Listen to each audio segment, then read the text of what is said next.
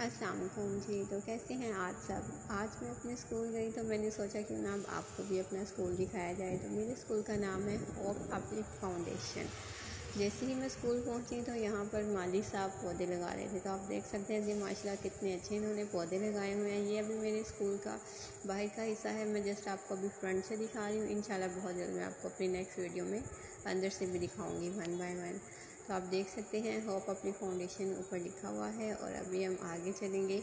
मैं दिखाऊंगी कि जहाँ से हम ब्रेक टाइम बहुत ज़्यादा मस्तियाँ करते हुए कितनी बार हम दूसरी साइड से आ जाते थे। हमारे स्कूल में अंदर जाने के 3 जगह से रास्ते हैं, हम 3 साइड से अंदर जा सकते हैं।